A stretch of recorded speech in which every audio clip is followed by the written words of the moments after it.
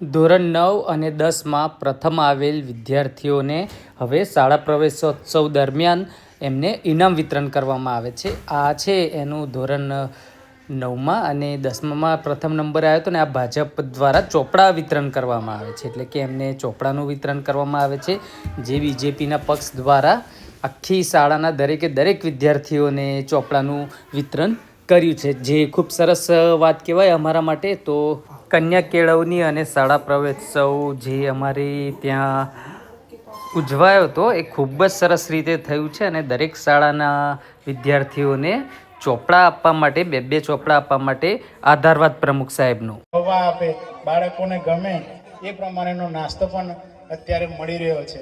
તે મુજબ CET pass કરે તો આપણે રેસિડેન્શિયલ સ્કૂલમાં જવા મળે.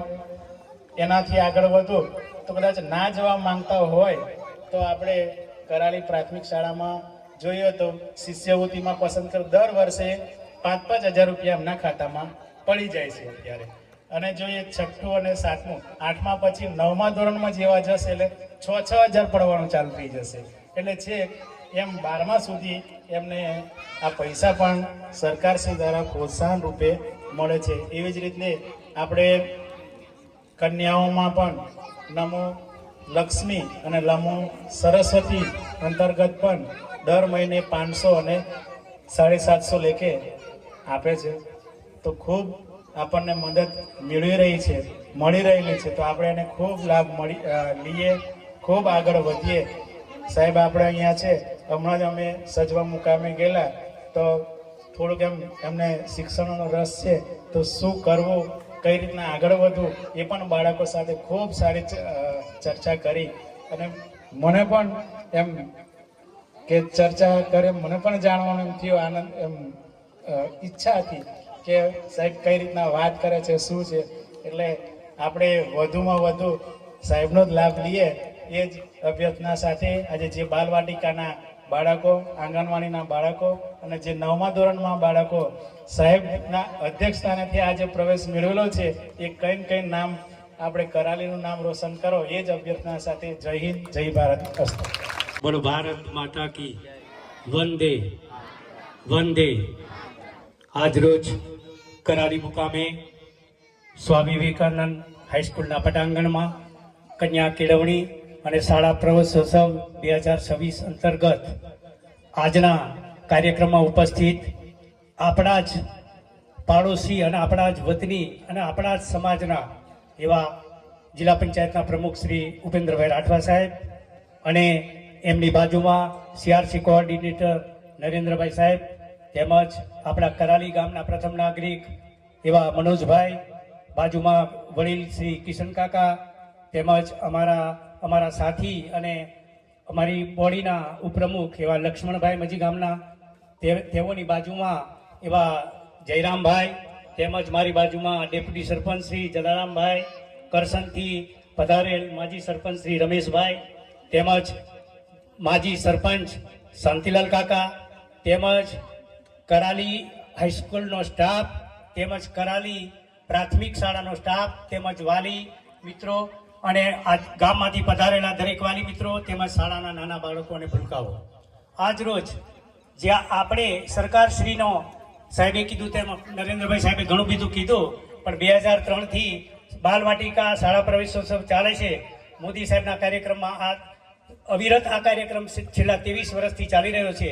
તો આ તબક્કે વધુ ન કહેતા એક વાત કહું છું કે આ ગામની શાળાઓ, બંને શાળાઓ, અમારી નાના ફળિયાની પ્રાથમિક શાળા અને કરાલી પ્રાથમિક શાળા, બંનેનો સ્ટાફ પણ એટલો અનુભવી છે અને સારું શિક્ષણ ખૂબ જ મળે છે.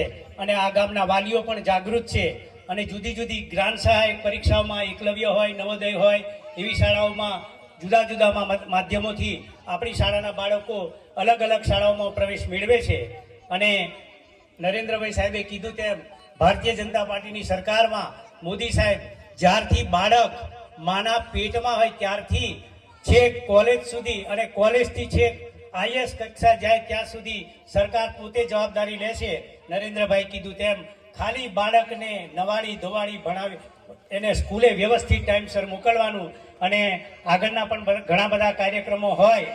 બાકી બાકીની માહિતી માનનીય ઉપેન્દ્રભાઈ સાહેબ વધુ વિગતવાર આપવાના હોય તો આ તબક્કે મને શાળા જે આયોજકે જે બોલવાની તક આપી છે તે બધો તેમનો આભાર.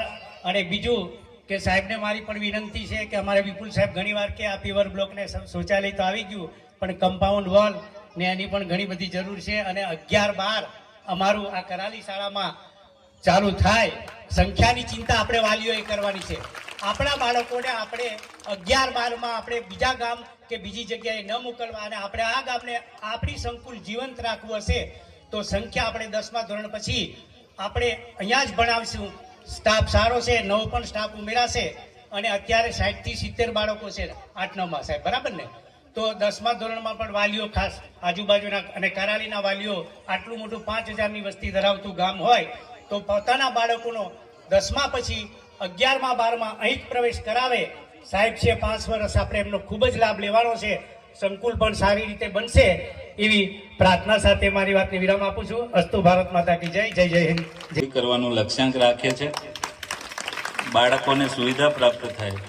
276 ઓરડાઓ પ્રાથમિક શાળાના જિલ્લામાં બિલકુલ બાકી છે. એનું પણ અમે યુદ્ધના ધોરણે કામ લઈ રહ્યા છે. એટલે આવનારા દિવસોમાં એ પણ ટેન્ડર પ્રક્રિયા થાય અને બાળકો બહાર અથવા બીજાના ઘરમાં ભણે છે એ પોતાના મકાનમાં એને શિક્ષણ પ્રાપ્ત થાય એ દિશામાં પણ જિલ્લા પંચાયતના પ્રયત્નો છે. આ વિસ્તારે મને ખૂબ આશીર્વાદ આપ્યા છે એટલે મારી વિશેષ જવાબદારી થઈ જાય છે કે મોટી અમરોલ સીટમાં ભૂતકાળમાં 35-40 વર્ષ પહેલા ભીમસિંહ મોટા જિલ્લા પંચાયતના પ્રમુખ તરીકે સેવા આપી અને ત્યારબાદ મને એ સૌભાગ્ય પ્રાપ્ત થયું છે મોટી અમરોલ સીટ પરથી.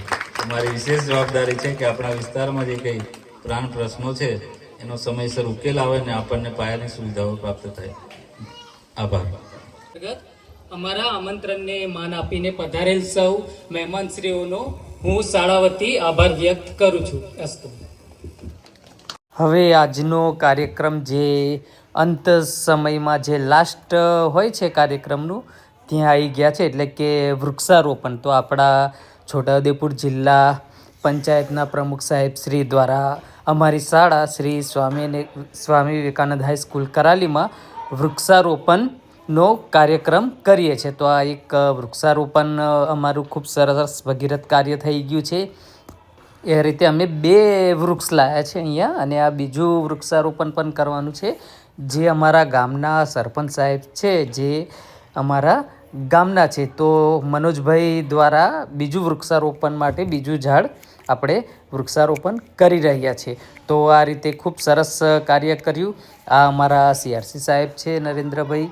તો આવું ખૂબ સરસ અમે પ્રાથમિક શાળા અને હાઈસ્કૂલ 2 સ્કૂલ ભેગી મળીને આખા કાર્યક્રમને સફળ બનાવ્યો છે. તે બદલ સૌનો હું આભાર વ્યક્ત કરું છું અને ખાસ કરીને અમારી જે પ્રાથમિક શાળા છે કરાલીનો એમનો ખાસ આભાર વ્યક્ત કરું છું.